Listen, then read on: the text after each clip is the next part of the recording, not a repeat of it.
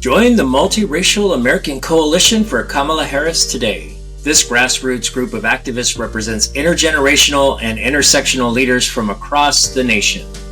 From business and politics to tech, sports, Hollywood, and beyond, we represent the unity, diversity, and uniqueness that is the multiracial American experience. Our group is driven by the ongoing mistreatment and misrepresentations of multiracial individuals in this country, and now we're standing united. Join us on August 27th for our first Zoom call, where we'll share why electing Kamala Harris is crucial, not just for intelligence and experience, but because her heritage is part of the fastest growing demographic in the United States, multiracial Americans. Sign up today at multiracialamericancoalition.com. That's multiracialamericancoalition.com, and follow us on Threads and Instagram at Multiracial Americans for Harris, all one word. Let's make history together. Please note, the political views expressed in this ad are of the podcast host and are not the expressed views of this episode's guest.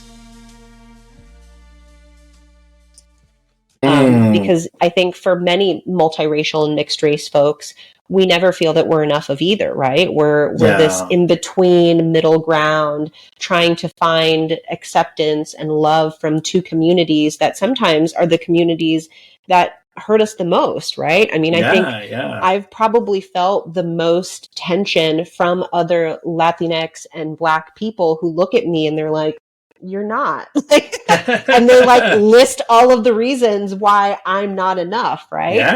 So it's very much, again, maybe getting older, just experiencing things where like, I'm going to reclaim that sense of, but I am enough. And however you want to define that. But to me, it's very much, I know who I am, and, you know, these are the experiences that I live every day. And again, there's no way to quantify what is or what isn't. Like it just is. Welcome to the Multiracialverse. Hello. Hi. Hey. Welcome to episode 17 of the Multiracialverse Podcast. I am your host, Antonio Fernandez. And today we have on our show an esteemed guest, Dr. Joanna Thompson. Dr. Thompson is a Black, Latina, and queer leader who's dedicated her life to driving change and advancing equity. With a strong academic background in criminology, Dr. Thompson's work extends beyond corporate walls, shedding light on the complex intersections of mixed race identity, victimization, and social justice. From her impactful research to her grassroots activism, she has touched lives in academia, LGBTQ+ advocacy, and beyond. In her current role, she serves as the Director of Diversity and Equity. In today's episode, Dr. Thompson shares about all the different facets of identity and her lifelong journey to understanding and embracing every aspect of who she is. She shares how discovering and embracing each facet of her heritage has been like putting together a puzzle, one that reveals the whole authentic individual she is today. Join us for an enlightening conversation that promises to challenge your perspective and help you put yourself together and inspire meaningful action. Dr. Thompson, welcome to the Multiracialverse. How you doing today? Hello, I'm good. How are you? Good. I love the smiles, like the anticipation smiles when it's time to record. So right.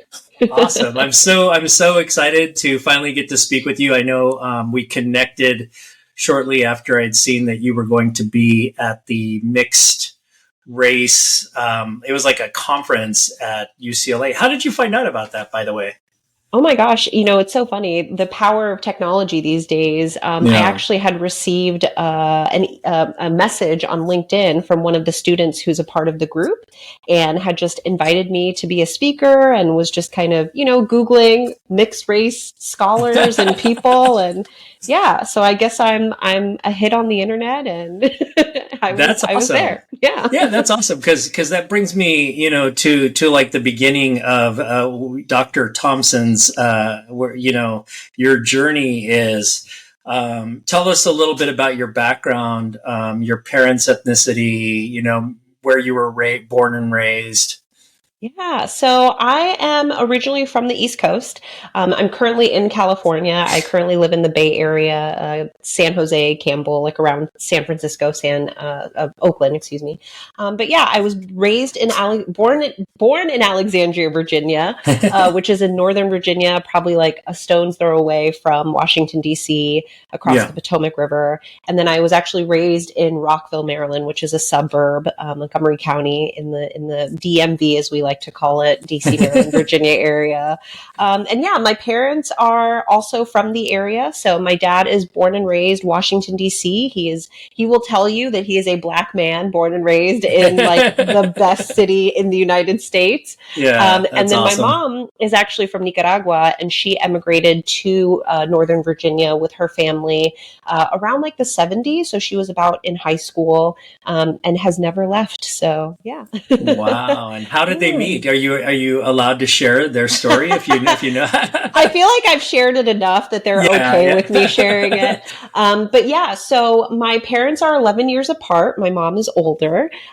She just turned 71 this year, and my dad just turned 60. So yeah. And they actually worked together over the summer. Well, my dad had a summer job at Marriott.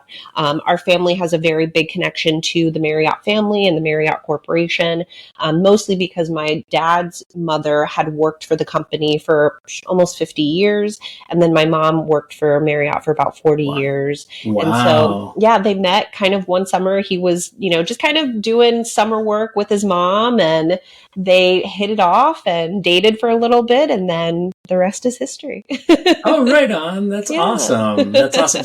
So was there anything early on that they share any stories about, potential communication differences or anything like that? Yeah, it's always interesting to hear from my parents tell their story. It's one of those things where it always just kind of pops up. Like I never really ask. They divulge, right? But yeah, I think in the beginning, the biggest issue was the age difference because according to my dad, he did not really know how old my mom was.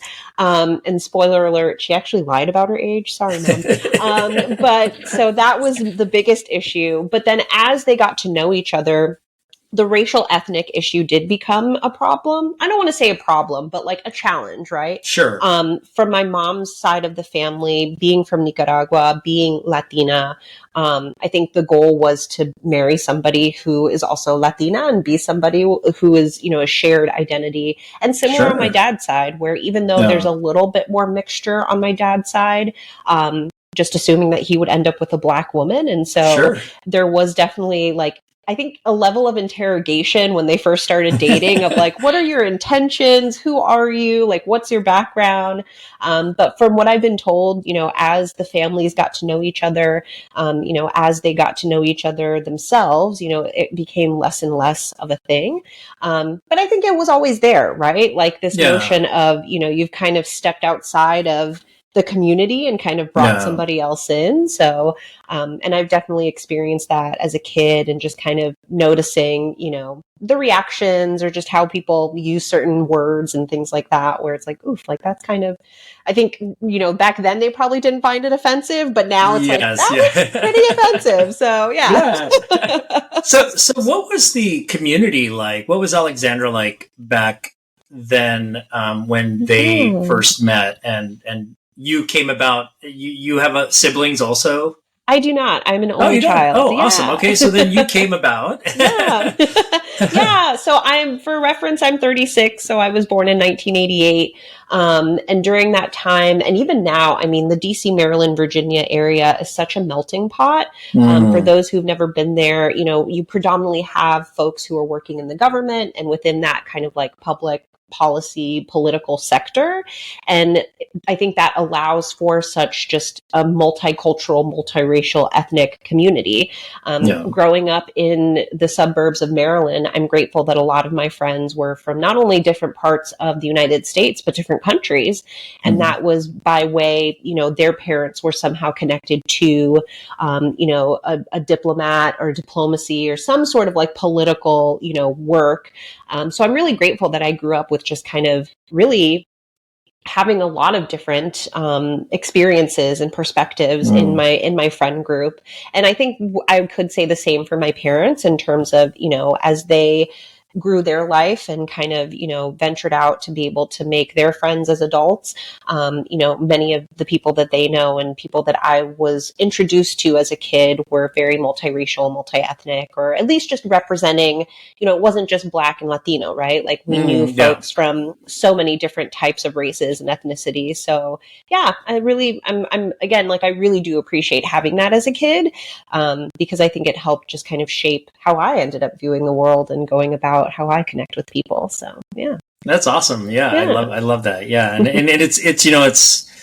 it's always great to hear individuals who grow up in more populated areas, oftentimes on the coast. Yeah, for sure. They have that opportunity, like where if they're multiracial, they're not the only individual who's multiracial or BIPOC or other. So that's great. Yeah, I definitely think that. Go ahead. Yeah. Oh, I was just going to say, and I mean, when you think about the East Coast, you go north and you go towards like New York and, just kind of the Northeast in terms of the different types of demographics that you see. And then you go south and, you hit Florida and then there's another set of demographics. And so growing up, being able to kind of travel up and down the East Coast, again, I think added to just kind of the different types of people that I was meeting and the different types of communities that our family was being introduced to. That's awesome. Yeah. Share some stories of, going back and forth in between these two families as a young child, and how was that?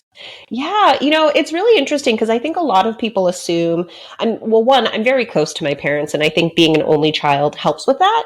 But I think a lot of people assume that I'm close to both sides of my family in terms of the Black side and the Latina side.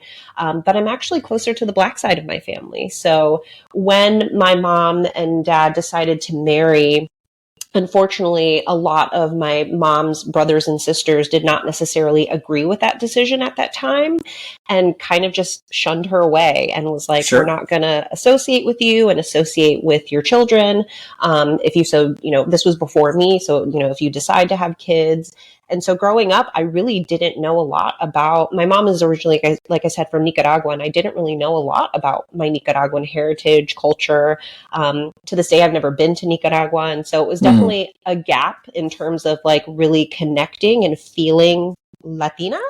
Yeah, I got it from my mom, but there's only so much that you can, kind of connect to if you're not meeting people or experiencing the culture.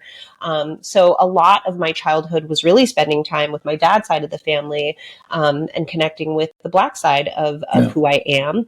And again, that part of my family is a little bit more multiracial. Folks who are from Virginia, Maryland, DC, there's a lot of Black and white mixed race. And so we do have like white folks in our family. Then some people who have also just kind of ventured out to be able to, have relationships with other communities. But yeah, my cousins, aunts, uncles, like those relationships on my dad's side are super close. Many of them are from Northern Virginia, Southern Virginia. So, lots of like South Black influence that has really kind of played a big part in my life. Nice. So, did you have like culturally in your household, did your mom bring that Nicaraguan heritage into the household with language or food, or was it something that might have dissipated based on those relationships and you could actually see within her maybe a yearning for that? Yeah. I think it was a little bit of both. And it's interesting now as I've gotten older and am able to have kind of more of these difficult conversations with my mom, like ask these questions because it's something that in hindsight, as a kid, you don't really understand its impact. Yeah. And then as you get older, it's like, wait a minute, like what was missing or why did this not happen? I think the biggest ways that not even just like Nicaraguan culture, but Latin culture was infused in our home was, of course, food. That's always the biggest thing. Making tortillas by hand with my mom. Yeah. A lot of like Central American countries eat things like yuca and plantains. And so, cooking that and smelling that in the house. Of course, music was a big thing, and my mom sharing different artists that she liked, and, being able to learn the language through the music that I was listening to, because language was not directly passed down by my mom. A part of that was really my, I think, stubbornness of, I'm an American and all my friends speak English. I don't want to speak Spanish, and really being a second gen, kid. And so, being able to listen to music, I was like, okay, I'm kind of learning the same words over and over again. And honestly, her memories. I mean, I think, as we talk now, I think a lot of what she shared was that yearning, right? She didn't really have a close relationship with her siblings.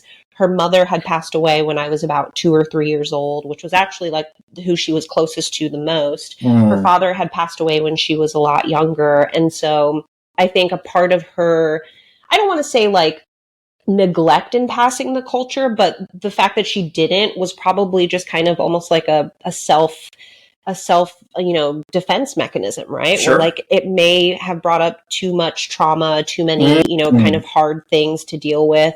And like, why would you want your kid to also hold on to that and feel that? But I'm grateful now as I've gotten older, and actually just 2 years ago, she started to rekindle her relationships with her siblings. And so even though, many years have passed and a lot of time has passed, I do actually feel like I'm learning more now than I ever have about my Nicaraguan heritage, meeting some cousins that I, may have met when I was younger, but don't really remember, connecting with some of my aunts and uncles, and really just understanding, what their life was like in Nicaragua. My mom was the second youngest of 9. And so it's a lot of, stories and history. And again, it's still on my bucket list to actually go to Nicaragua one day and really like feel that connection. So yeah. Thank you so much for sharing that. It was really beautiful. Yeah. Was there a reason you were the only child with families that are traditionally have,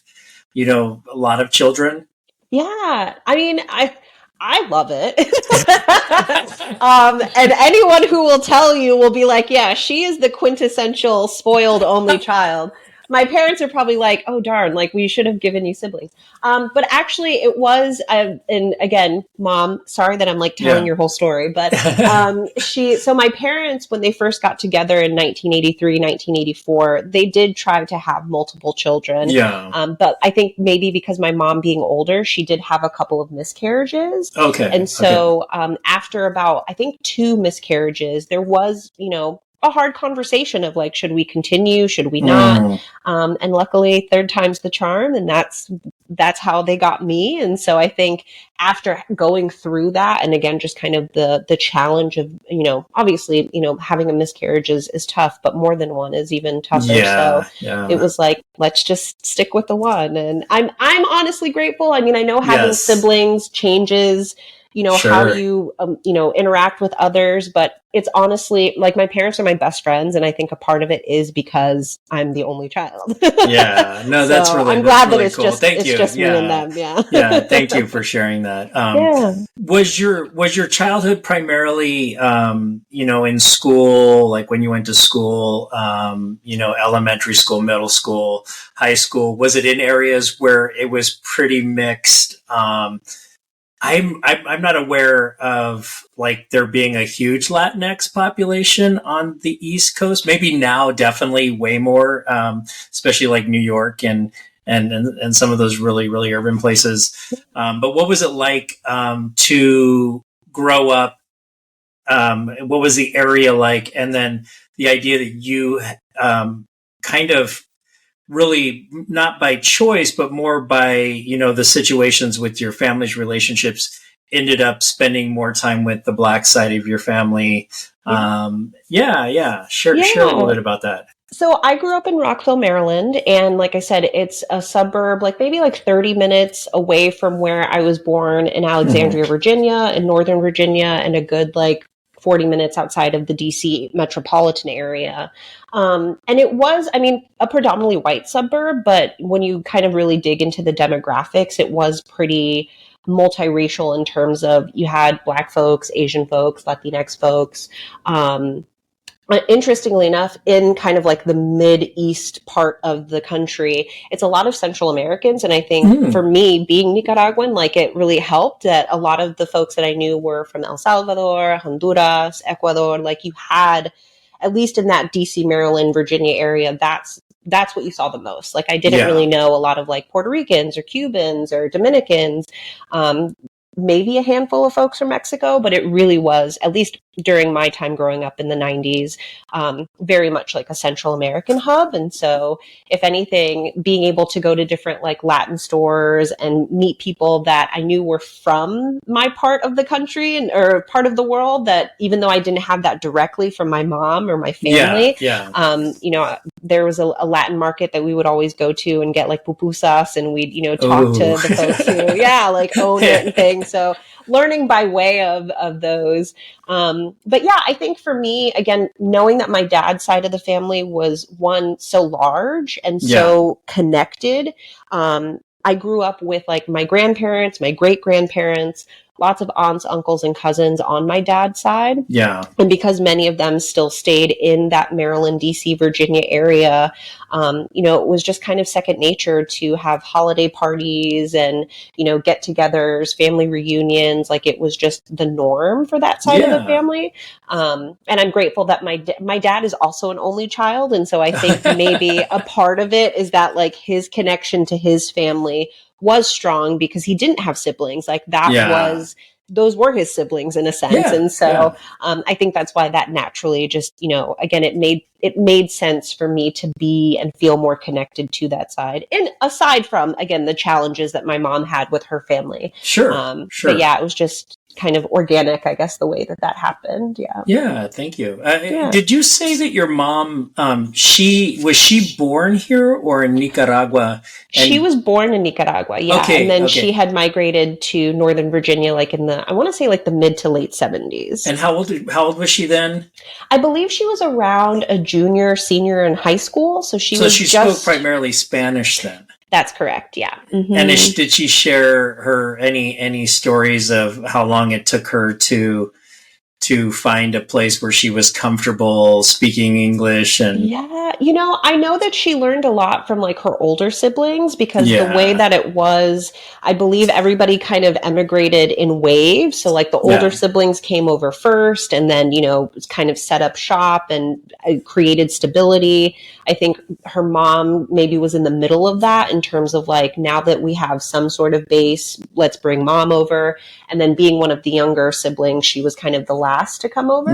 So I know that because her older siblings were learning English and, you know, engaging in American culture, I think honestly she learned a lot of it from them at that time in terms of, you know, them teaching each other, and maybe a couple of like odds and ends jobs that she had, just kind of, you know, on the job training, you know, like you're just you're practicing as you are, you know, becoming assimilated to American culture.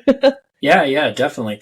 Now, on your father's side, what types of traditions do you remember growing up? Obviously, you're probably going to say food too. There's yeah. Did you celebrate Juneteenth? Was Juneteenth something that people talked about? Yeah, sure, please. And again, I mean, I feel like I'm busting all the stereotypes. Like, no, we didn't.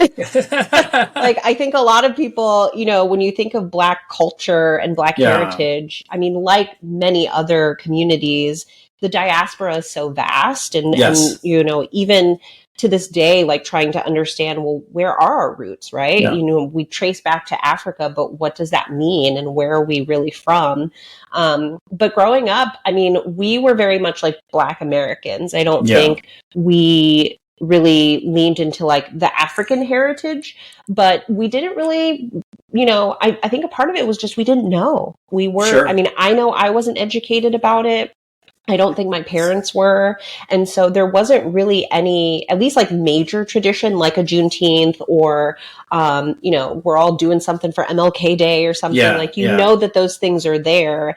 I think if anything, we created our own traditions in terms of, again, like during Christmas and Thanksgiving, having the family together, at that time, because there were so many generations still alive, you know, learning from our elders. I mean, my great grandmother passed away when she was in her 90s. And so to hear stories from her about what it was like to grow up in the DC area and how, you know, segregation and gentrification and all of the things, honestly, like that was, the history was there, and being able to learn the history from the folks who lived it. But yeah, I mean, of course, music, it was always the big influence in addition to food. So lots of funk and, you know, hip hop and all of the things, disco.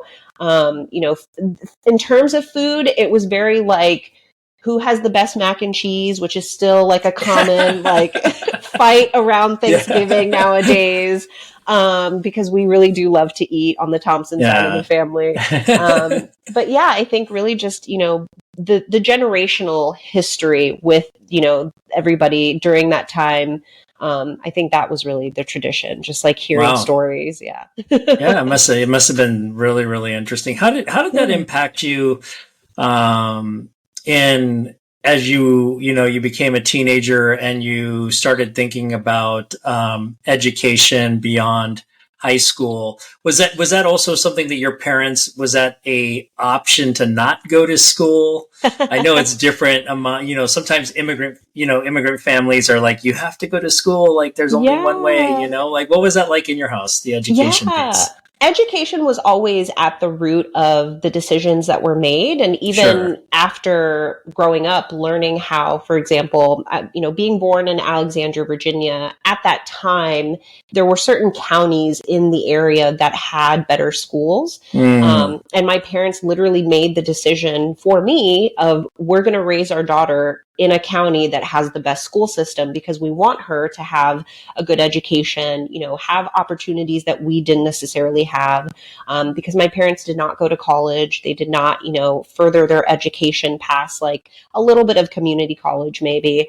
Yeah. And so it was very much like, whatever we didn't get to do, we're going to make sure that she does. And that was why I was raised in Montgomery County, because it was one of the better school systems at that time. And then as I got older, I think a part of me just being a nerdy kid helped facilitate a lot of things. You know, I love learning and, you know, wanted to be able to just be in spaces where I could read and write and do all of those things. And so my parents just helped put me in, again, give me opportunities that I could do that. And throughout, you know, middle school, even high school, when it came time to talk about college, being a first gen student at that time, even though first gen wasn't necessarily a word in like 2005, 2006, when I was a junior and senior, but knowing that like, wow, like this is a whole new world, right? Like applying for financial aid and visiting colleges. And so if anything, my parents really went along the ride with me and, you know, learning as I was visiting and they're experiencing things. And so, yeah, education has always been, I think, at the heart of our family, because it really was like opportunity, right? Like we know that this is going to give you a better opportunity than what we had. So yeah, that's great. I love that. Yeah, because I think a lot of times, you know, older generations, there was a lot of blue collar manual labor work, and BIPOC individuals, we just, you know, we see that as like the only way to work hard, right? Yeah, you know, no, for sure. Yeah. We don't look at corporate America as like hard work, you know? Yeah, I mean, like I mentioned, you know, my mom worked for Marriott for 40 years, and, you know, she started, you know, just kind of like on the call logs, you know, just kind of operator, and then worked her way up to being a part of like big guest reservations. So like anytime celebrities came through, you know, famous people, like she was that person interfacing with different individuals.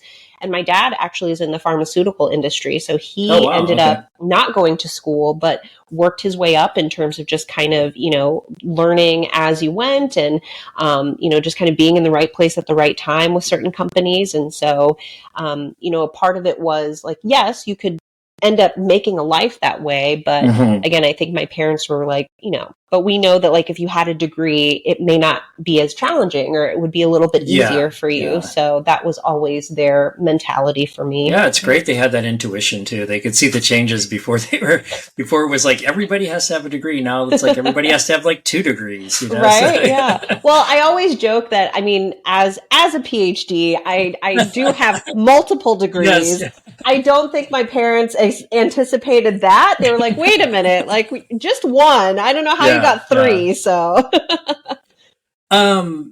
so you also identify as queer, and when did you realize that you were queer, or was it when you were younger, and when did you end up coming out? Like, share that story and how that was. Impacted by your parents' heritage too, because go ahead. For sure. Yeah. I did not even really know there was such a thing as being queer, or, anything really about the LGBTQ plus community until grad school. And that was kind of the heart of me understanding my identity.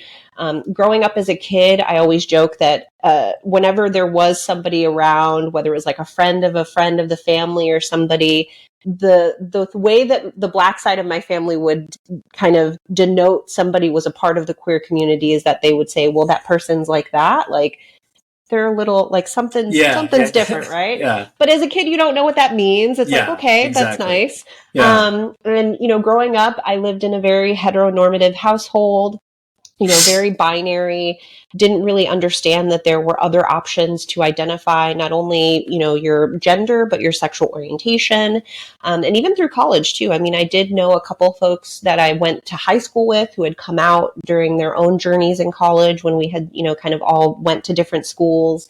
But I think just the opportunities and spaces that I was in, like I wasn't really having a lot of those conversations and meeting folks to really understand what that really looked like. Yeah. And then I went to college in Chicago, grad school in Chicago. And during that time, getting my master's and PhD, it was, I think, the best melting pot of just different types of people, different experiences. Chicago is just a wonderfully diverse city as well. Yeah. And so better understanding that, there are things outside of the binary. There are identities that are not just, I don't just have to get married to a man and like have a white picket fence for a house. Like, so, even just knowing that was exciting.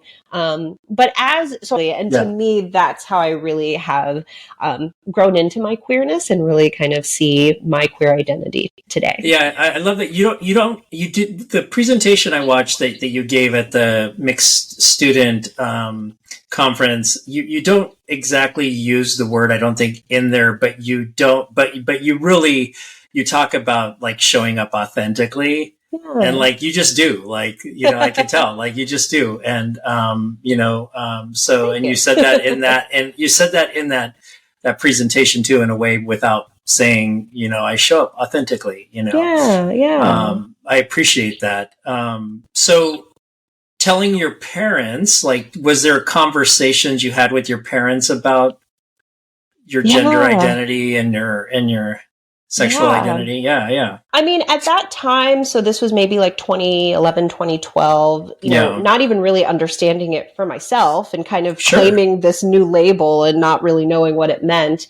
I was actually about to graduate with my master's degree, and I was seeing somebody who was the same gender identity as me. And my parents had, come to Chicago, and I was like, okay, this is the time I'm going to, introduce them to this person and kind of come out. And it did not go as easily as I thought.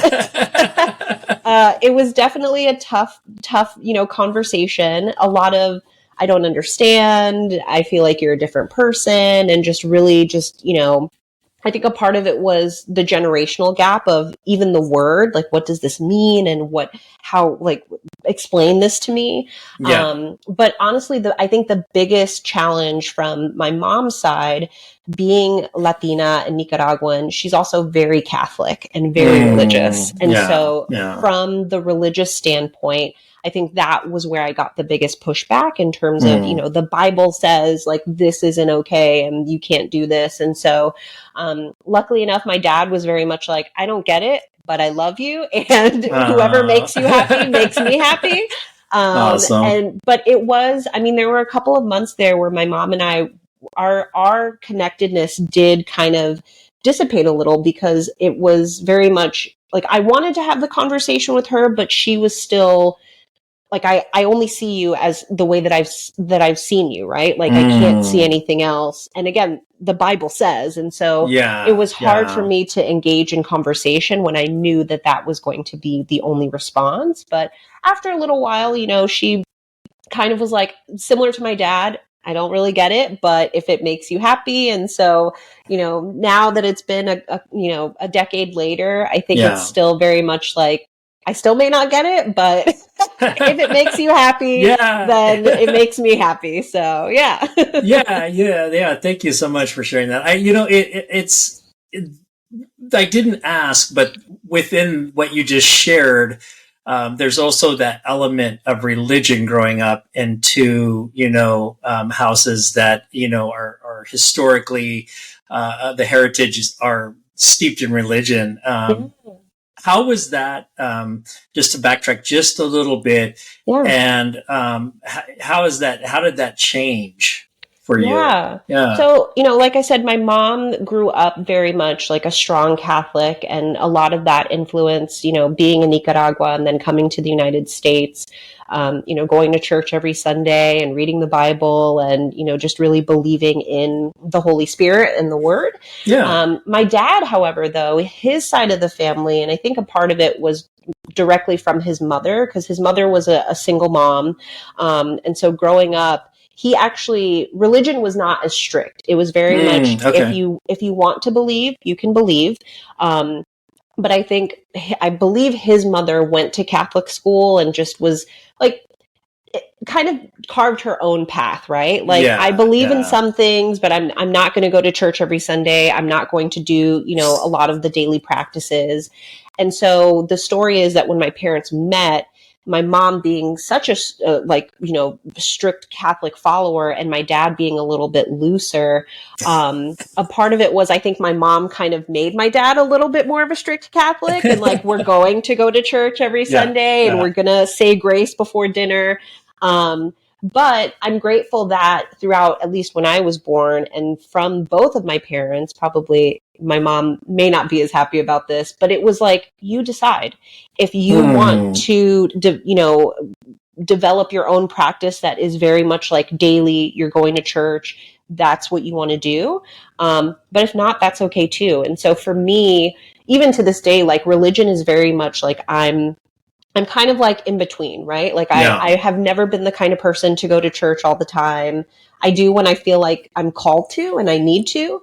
But I do believe, in the Catholic religion to a certain extent, I guess. But it was definitely very present growing up. Like we do, and my parents still do, like, have pictures of Jesus around the house. There's crosses, on the door, again, like even now, if I don't say grace before dinner, like I will get in trouble, like things like that. So it's there, but I was very much given a choice, especially once I became independent and living on my own, of like, if you want to adopt that, you can. If not, that's okay too. Yeah. Do you feel that at any one point, and as we transition kind of from, growing up into talking about your education and other things, but I do want to ask it, at any one point, do you feel that the magnetic attraction to, or the relational attraction to having grown up more with your dad's side of the family, is there any guilt at all? Do you remember feeling any guilt for not, exploring the other side more, or do you feel that now? And yes, or, with a yes or no, if there is a little bit of a yes in there, maybe what would you possibly share with others who might be at that point in their life, regardless of age, probably. Yeah. That's such a good question. I've never thought about it in that way.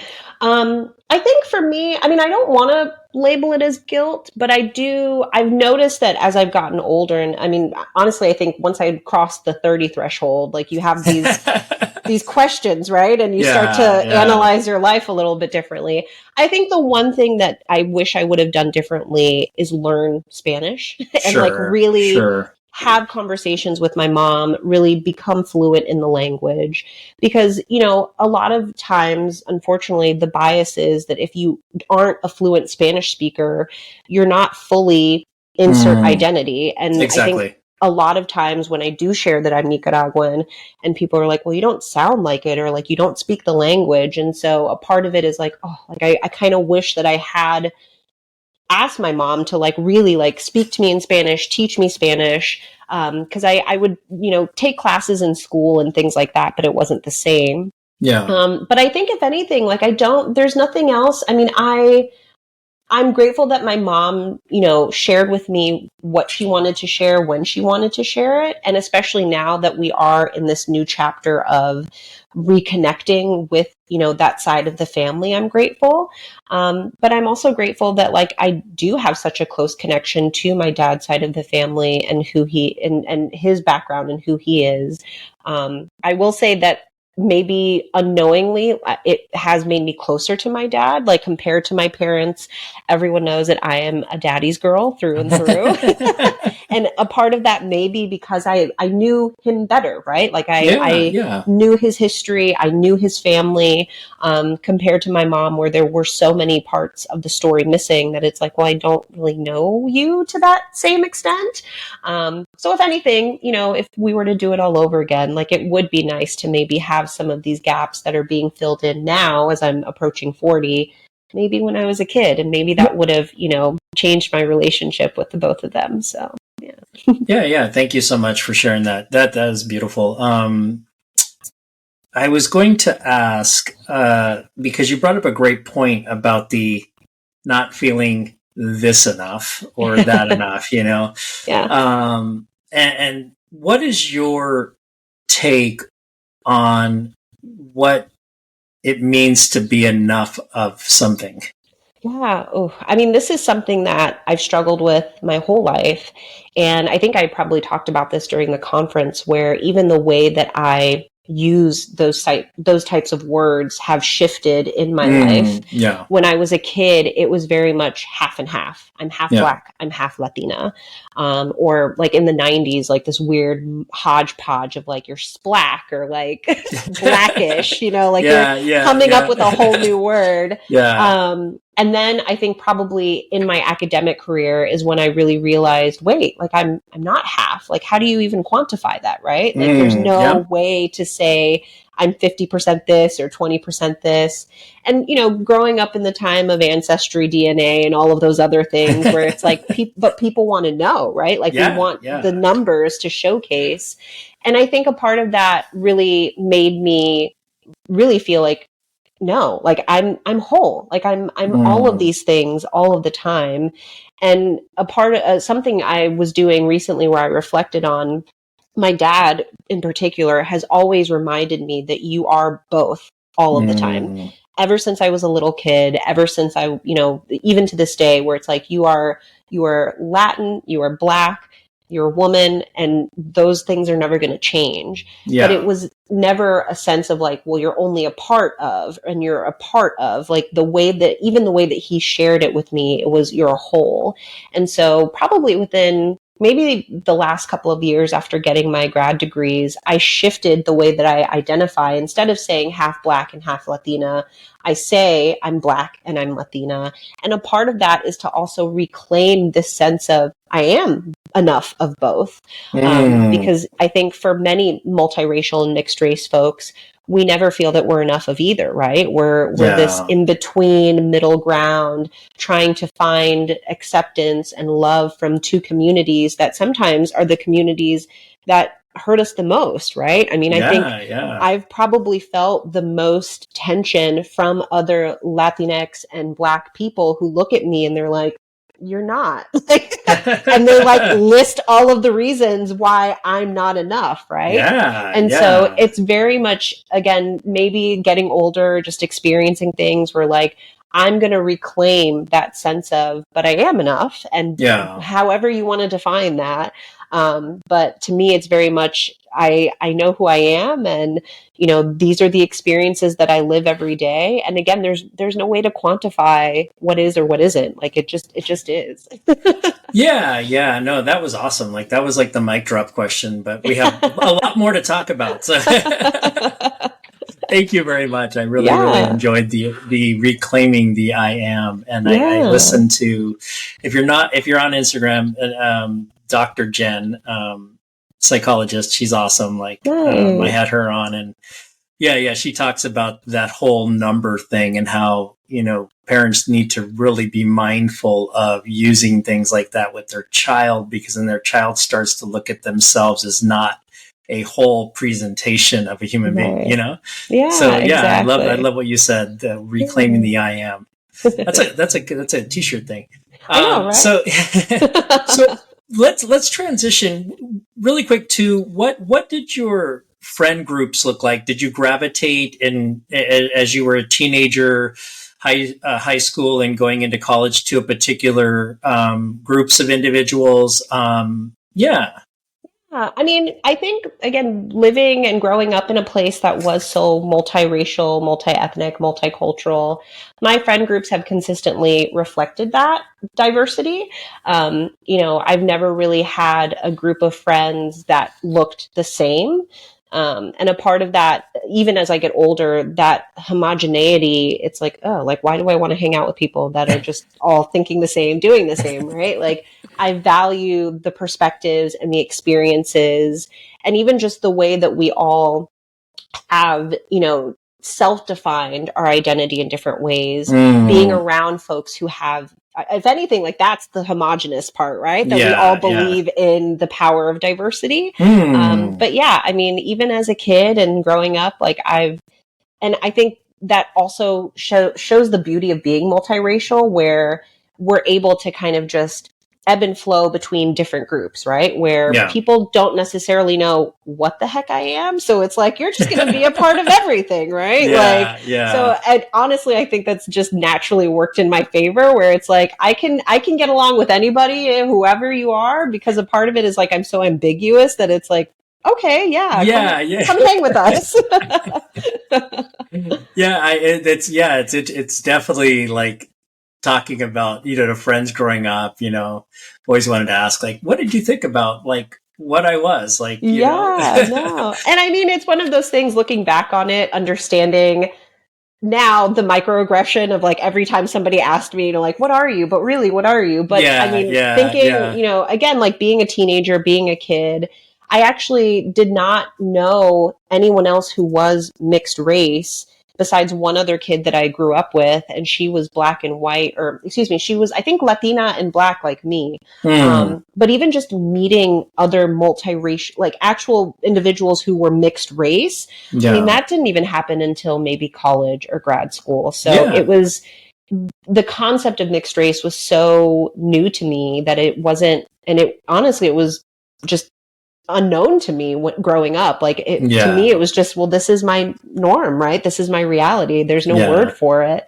And then you grow up and you realize, like, oh, this is a thing. Like, I need therapy now. Like, right? So you went to college to study criminology. Yes. Where did that come from? Yeah, so I am a kid of the Forensics Files, CSI generation. I remember going home and would watch, like, these gruesome stories after school with my grandma, so my dad's mom. And she was a big fan of those, and, you know, just learning about, you know, and, you know, Law and Order and stuff like that, where you're learning about the criminal justice system and the power of kind of, to me, it was the power of helping people find justice. And that was the thing that was really fascinating to me. And when I was preparing to go to school, it was immediately like, I want to do this. But at that time, so, I was a senior in 2006, that particular major was new. It was not necessarily a field of study that was, very common at university. So I didn't really have like a lot of places to choose from, but I ended up going to West Virginia University, which is about 3.5 hours west of where I grew up. And yeah, it was like the perfect place in terms of I knew that I had to be there, and a different community, far away from home, that like I could find myself, but close enough that if I had to go back home, I would. So and so what specifically did you study in that space? Yeah. So, there wasn't, I always liken criminology to if sociology and psychology had a baby, that's criminology. Okay. Because originally I had started as a pre-forensic science major because I really, again, watching those television shows, it was like the science of it, right? Like I want to do the chemistry and the biology. I realized that I am not good at those things. Science and math are not my strong point. And so understanding that interpersonal connections are so important to me, lived experiences, narratives, and understanding that there's a whole another side of this work that really is focused on the people and, why do people do the things they do?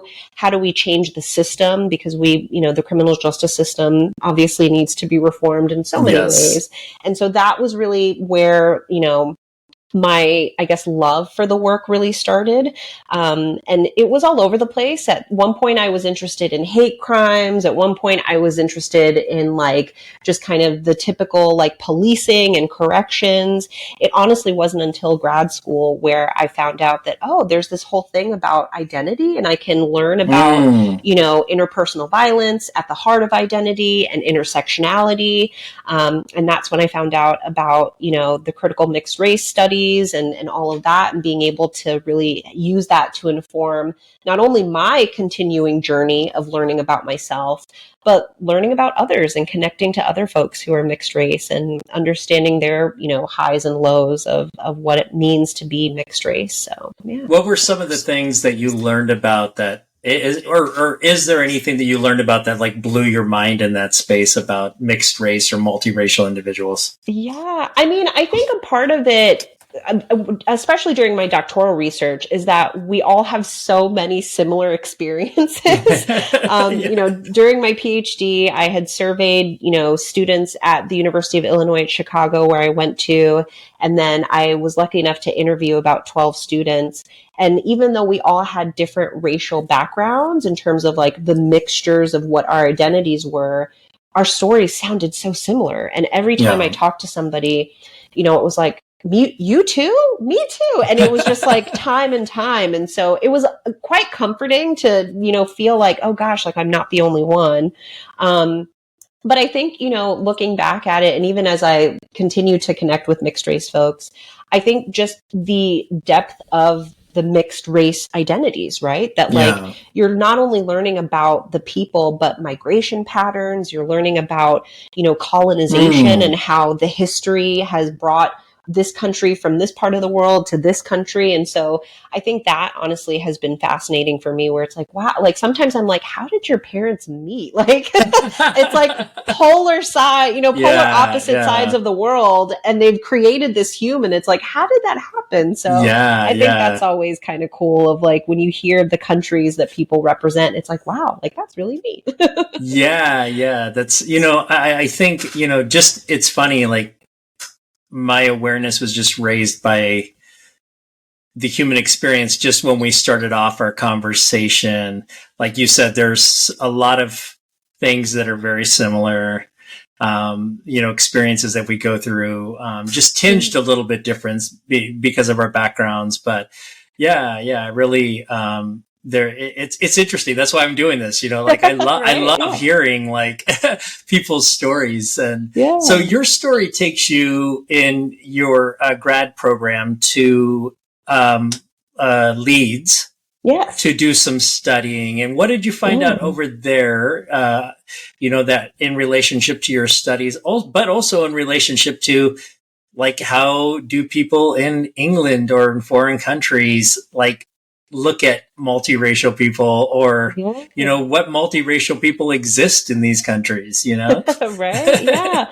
Yeah, I mean, it was during my master's program when I had, kind of finally settled down and knew that I wanted to study mixed race in some capacity. Yeah. And as I was, reading the literature and just trying to find my gap to fill in my research, it took me to England because a lot of the work at that time was coming out of schools that were based in the UK.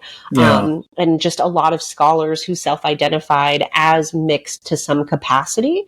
And so I had actually reached out to the University of Leeds and their School of Social Policy and was literally just like, I hear that there's a lot of researchers there that are doing this work. How can I be a part of it?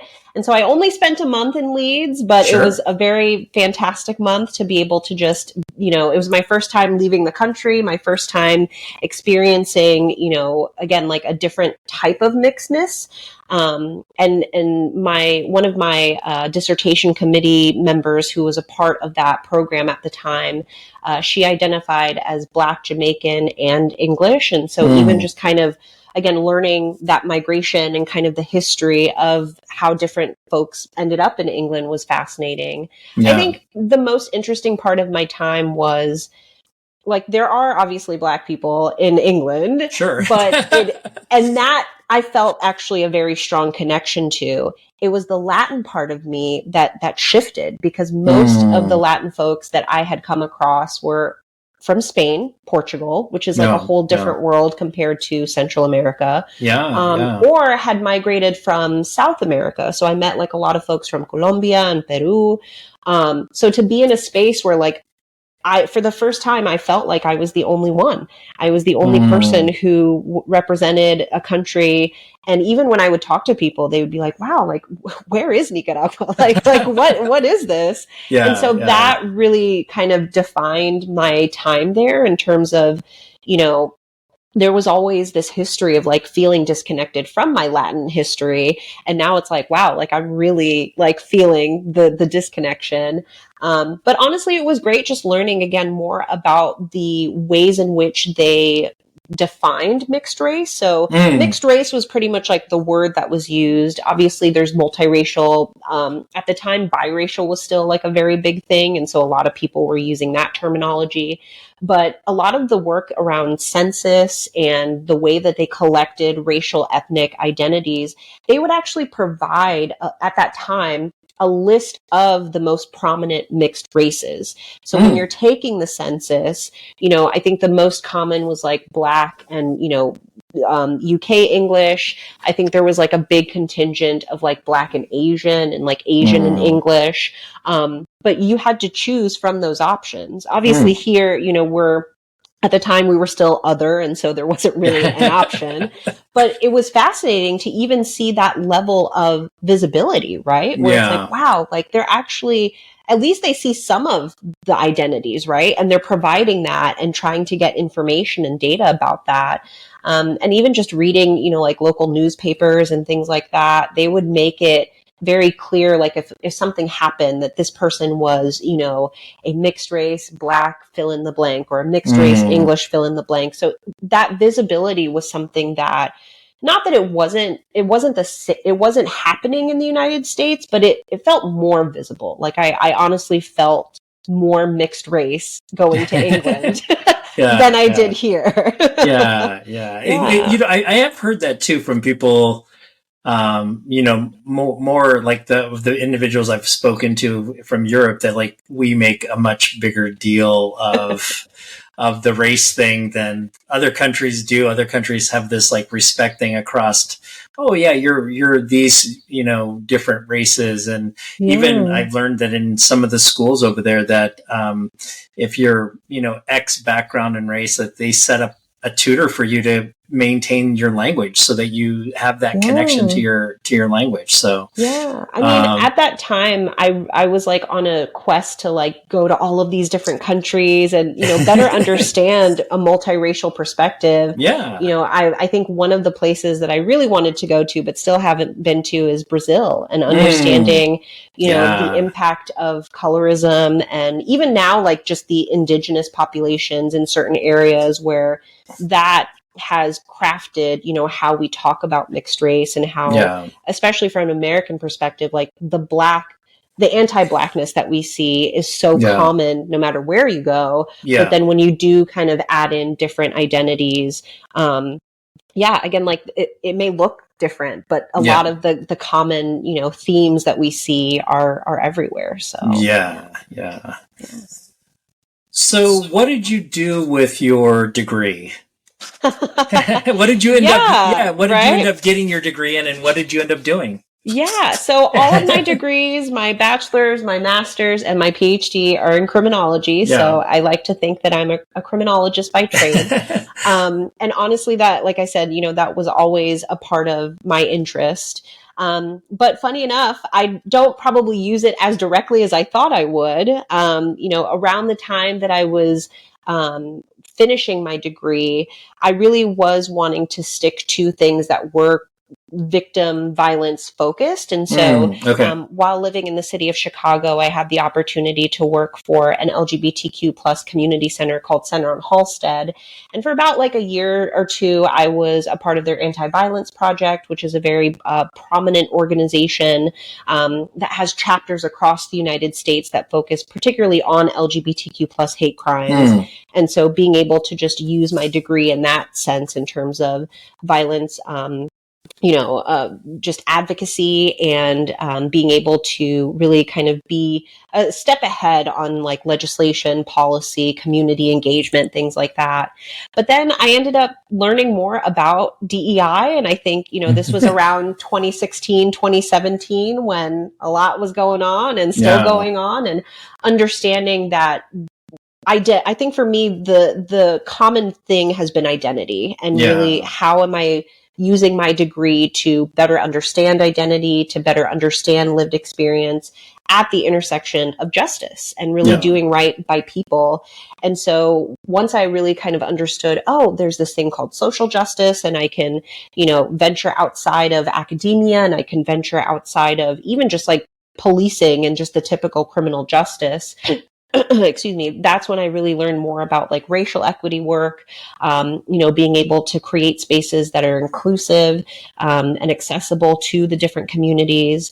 And so I ended up going back into higher ed, and that's what actually brought me out here to California. And for about 5 years, I was the director of an office at a university out here doing justice work and doing identity-based work, but with college students. So, you know, supporting BIPOC students, supporting our LGBTQ plus students, staff, faculty, and running that office in terms of programming and, you know, budgeting and all of that. And then as of last year, I've switched into the corporate world. So being a director of DEI and doing the same thing, but just a different audience in terms of, you know, supporting employee resource groups, making sure that, you know, our recruitment and retention is reflective of the demographics that we're at, and just making sure, again, that the spaces that we provide for our employees really are diverse, equitable, and inclusive. And so as much as I'm not necessarily talking about crime every day, the justice aspect is always there, because it's really a matter of how am I showing up for people to advocate for them and to be able to make sure that they feel that they are represented and that they are, you know, advocated on my behalf whenever things happen, or even just every day, right? To be able to see themselves and see that representation. So it's a very my path has not been linear by any means, but I am grateful that I have such a unique background, because I think it allows me to approach my work in a way that isn't the norm. And as I said at the beginning, like, it allows me to queer the things that I do, right? That it's against the grain, outside of the box, and and how has your multiracial identity, your sexual gender identity, helped you in your role.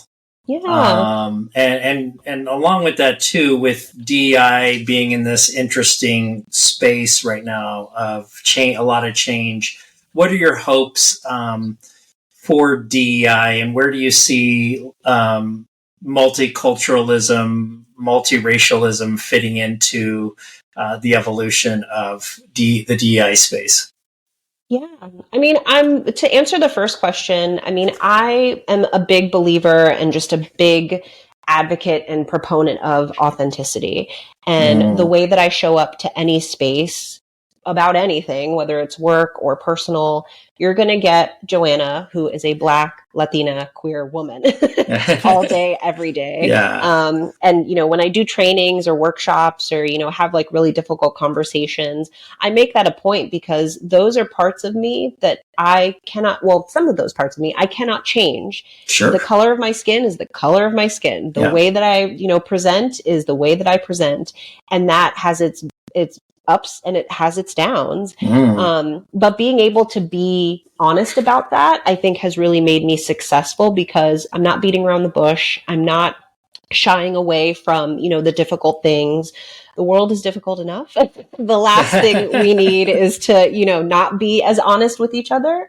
And I think that actually feeds into the second part of the question where, yes, DEI has been under attack for a while. Even though it's always been there, I mean, obviously it's shifted over time because it's more visible with social media and the things that have happened since 2020. But I think we do need more of that humility and more of that honesty, that a lot of the times when there is tension around difference, it's because we're afraid. It's because we don't want to talk about it. It's because, all of those like negative emotions, right?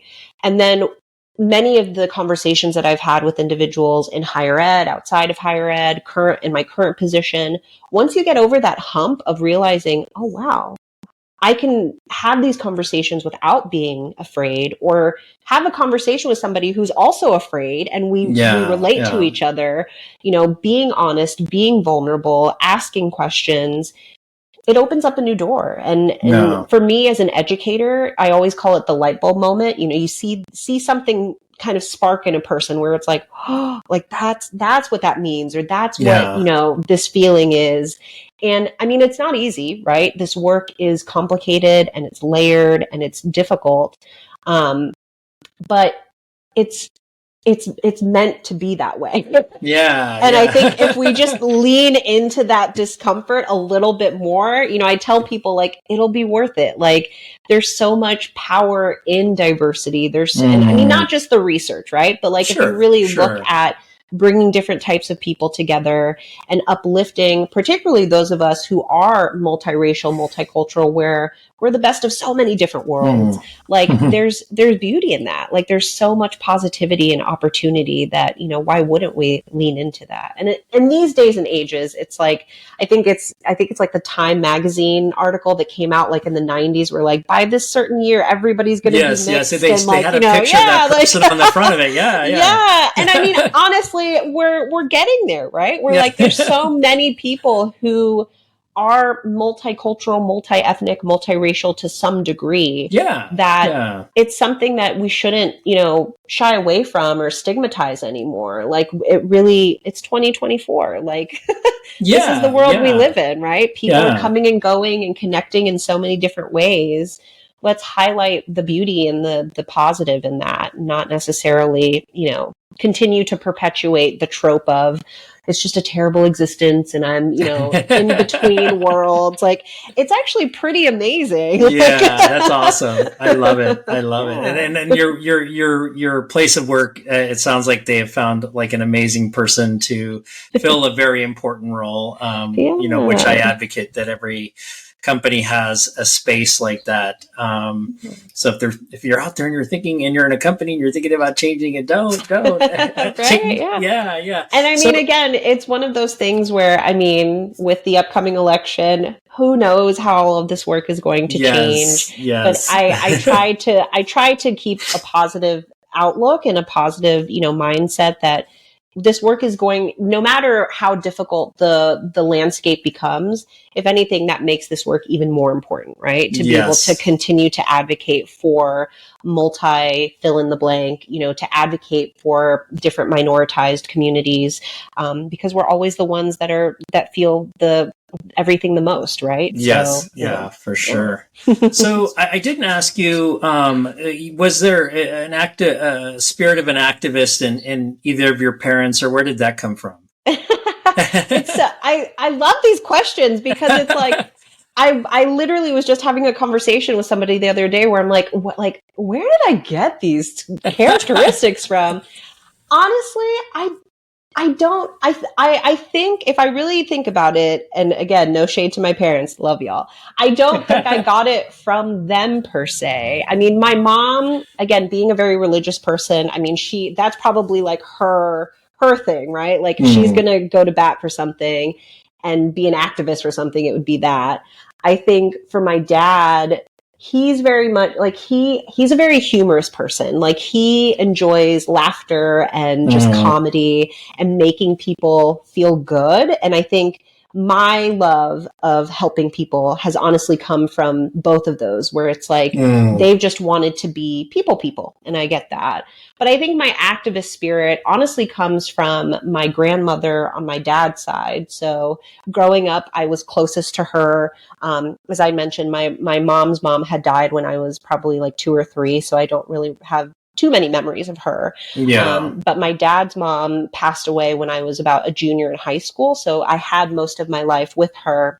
And being a single mom, being a single Black mom in Washington, D.C., she was very much like, get up, go to work, like, independent woman. I don't need anybody to tell me otherwise.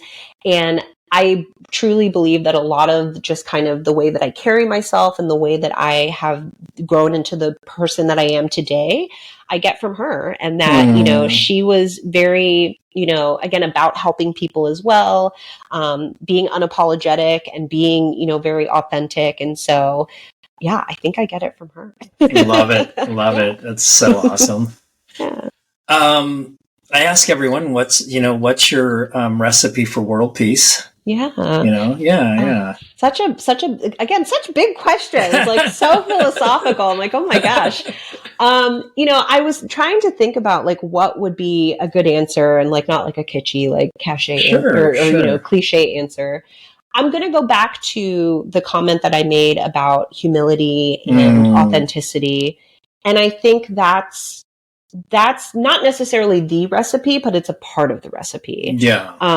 That, we live in a world where it's so easy to make assumptions, and it's so easy to get into our head about how certain people are and how certain people interact and how things should be, that I think many of us need to just take a pause and kind of reflect on, but why do I think that? And where's that coming from? And be a little bit more vulnerable and not be afraid to show emotion, not be afraid to, again, have those difficult conversations.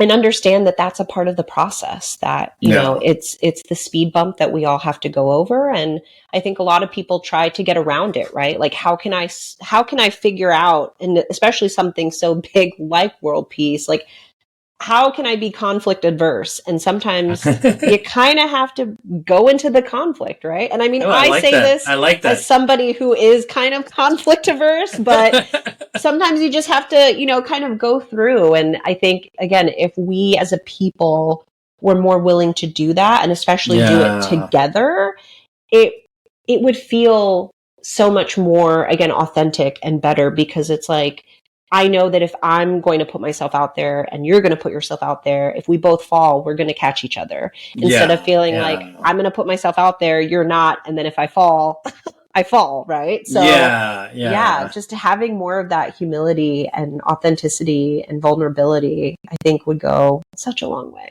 It's hard, and it's like the hardest thing to do as people. Go into the conflict. And with that, I'm just going to close in asking you, you having worked in the DEI space, and just all your experiences, what are your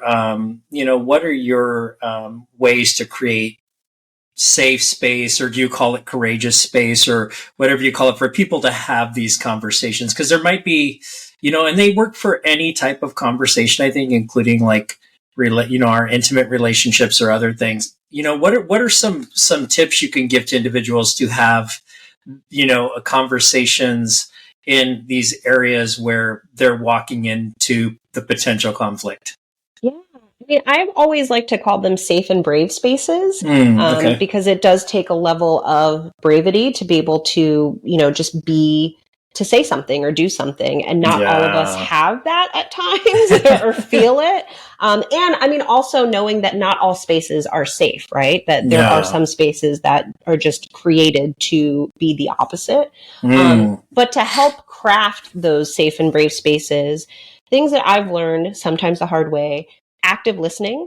Sometimes many times these types of conversations, we're so quick to want to react. We want to defend. We want to say something. And sometimes the best thing you can do is actually not say anything and just listen and take it in what the person is sharing with you. Because then that way that person knows that like you're truly listening to them, right? And you're truly soaking up what they want to share with you. And I've found that, especially like in workshops and trainings around DEI topics, a lot of times I will just let the people speak, right? Like, give me your feedback, give me whatever it is on your heart and your mind, and then, chime in, or we'll take it from there. I think the other part too, and I think I say this biased as being an educator, is just continued learning. Yeah. I am a firm believer that learning is truly a lifelong journey. And I actually don't like to call myself an expert, because I'm always learning every day. Yeah. I know what I know, but there's always room to know more and learn more. And especially within DEI work and multicultural, multiracial work, identity is fluid, and we're constantly evolving and growing and changing how we identify, how we see the world, the terms that we use. And so it really is just kind of knowing that you're in it for the long term, right? Like you're going to constantly have dialogue, and one thing might be okay this minute, the next minute it may not, but giving yourself grace to be able to understand that. And then I think the third thing too, in terms of in relation to all of that, is sharing resources and being able, again, to ask those questions in the sense of authenticity and vulnerability. I love when people ask me, I actually just had somebody recently say, so the word queer, is that okay to use? Do we do that anymore? And I'm like, ask me. Like, I would rather you feel that this is a safe and brave enough space for you to be vulnerable in that moment, instead of putting somebody in a box that they may not necessarily want to be in. And so, active listening, continued education, and sharing resources and asking questions in that heart of vulnerability and authenticity. Oh, that's awesome. Yeah. I love those. Quick question, because I was thinking of conversations, sometimes, in the workplace, and sometimes employees, when leadership or others come to them and ask them for their opinions. Yeah.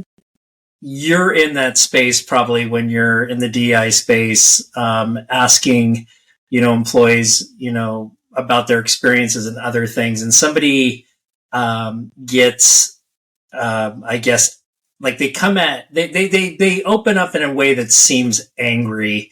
Mm-hmm. How do you stay in a space that is where you don't get a resentment? Like, say, for instance, if somebody was listening to this and they were like, oh, I really want to speak up to leadership. Mm-hmm. Is there any way you can vouch, and you can't vouch for all of corporate America, but that you do believe that, leaders or others, when they're asking for your, real authentic experiences, that if you speak up, it's, you haven't seen too many instances of where there's retaliation and you're going to get fired. I don't know, if you know what I mean by that. Yeah. Yeah, no, for sure. I think a big part of it, and this is for corporate and also even the work that I did in higher ed, where you find your allies. Mm-hmm. And there are certain leaders, however you want to define leader, whether it's executive leadership or folks on your level, that they're going to be there to support you, whether things go well or things don't. And I've definitely taken that in my work where I know those individuals that I can reach out to in whatever situation that are going to help not only advocate for that situation and be an ally in that situation, but for myself as well. So that's one thing I would say. I would also say too that like probably more so working from corporate compared to being in higher ed is that you have to also kind of like know how to, I guess, like decompartmentalize a little bit that like, I mean, we've all been in those situations, like you said, where like somebody is going to get angry. You're not going to make everybody happy. But don't take it personally. And I think, you know, it's something that I've learned even just as a person growing up that like, younger Joanna probably would have taken it as a dig, right? As against me and my identity and what I do. But it's not about me, right? It's about the situation or things outside of my control. And sometimes you have to remind yourself that in those difficult conversations. So lots of self-care and knowing when to, you know, go offline or take a moment. But yeah, it is very much, you have to separate the personal between the professional, right? That it's not you, it's the situation. Awesome. I love that. Don't take it personally. So what do you want to promote? Where are you at on social media if you want to share? Please do. Yeah, I'm always happy to connect and grow networks. I'm on LinkedIn, so feel free to look me up, Joanna Thompson, PhD. I think you'll probably find me. And then I'm also on Instagram for all the youths out there. So at Joe to the Joe OO. So happy to also connect. I really don't do any other type of social media. Facebook, maybe if that's still a thing, but but yeah, honestly, always sharing more about my story and my personal experiences if you are connected with me on those networks. And also if you're ever in the Bay, always happy for a coffee or a tea chat, you know, just to be able to say hey and meet in person because we do that now. Awesome. Yeah. And hit her up if you need somebody who is a great presenter and expert in this space. So thank you so much, Dr. Thompson. I really am. My life's more enriched after this conversation. My soul is full and I appreciate it. And thank you for everybody. When I post this, she sent a really cool picture of her and her parents that will go up on the blog. So check it out. But I'm sure we can figure out something down the line to converse about for another hour. For sure. But I do appreciate your time today. So thank you so much, Dr. Thompson. Yeah, thanks so much. And thanks to all the listeners and viewers. Hope you enjoy.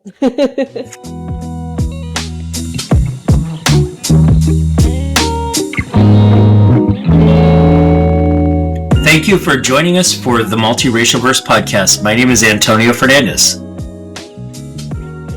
You can find this podcast on Apple Podcasts and Spotify. Huge shout out to my friend Johanna Skoda for mixing and creating the intro music and DJ Kazam for the track.